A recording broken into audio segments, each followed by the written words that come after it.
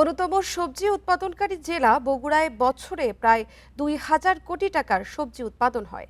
তবে সঠিক সংরক্ষণ ও বিপণন ব্যবস্থার অভাবে এসব সবজি ১৭% নষ্ট হয়, যার আর্থিক মূল্য প্রায় ১৭০ কোটি টাকা।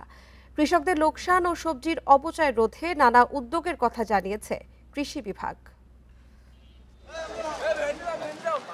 উত্তরাঞ্চলের অন্যতম বড় সবজি উৎপাদনকারী জেলা বগুড়ায় বছরে প্রায় ১৮ লাখ টন সবজি উৎপাদন হয়। এর মধ্যে শুধু আলু উৎপাদন হয় ১২.৫ লাখ টনেরও বেশি।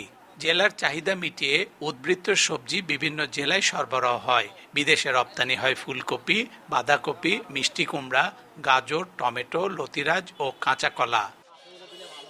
কৃষি সম্প্রসারণ অধিদপ্তর বলছে, জেলায় উৎপাদিত ৫৫ ধরনের সবজির মধ্যে সবচেয়ে বেশি নষ্ট হয় আলু, বছরে প্রায় ১,২৭,০০০ টন। মৌসুমের শেষ দিকে ফেলে দেয়া হয় বাঁধাকপি, মূলা সহ শীতকালীন নানা সবজি। বিপণনে অসতর্কতা ও বিশেষায়িত হিমাগার না থাকা সহ নানা কারণে সবজির অপচয় বাড়ছে বলছেন সংশ্লিষ্টরা। ১ মনের ওপর নিম্ন হলো ৫ কেজি কাঁচামাল আমাকে ঘাটতে হবে, পচে যায়, এবং গাড়ি স্তরেও ৫ কেজি যাবে, ঘরে ১০ কেজি মাল চলে যায়। একটা বস্তায় ৫০ থেকে ৬০ কেজি মিষ্টি কুমড়া থাকে, তার মধ্যে ৪-৫ কেজি নষ্ট বাড়ায়। এটার কারণ হচ্ছে যে আবহাওয়া আর সংরক্ষণ কারণে এটা হয়। সবজির অপচয় রোধে কাজ শুরু করেছে বলে জানিয়েছেন কৃষি কর্মকর্তারা। জানান, এ নিয়ে আগ্রহ দেখিয়েছে বিভিন্ন দাতা সংস্থাও।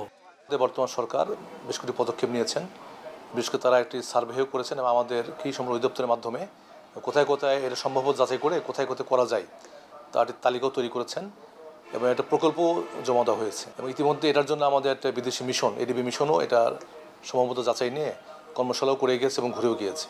বগুড়ায় বর্তমানে ৩৫টি হিমাগারে আলু সংরক্ষণ করা হয় প্রায় ৪ lakh ton. Hasibur Rahman, independent news, Bogura.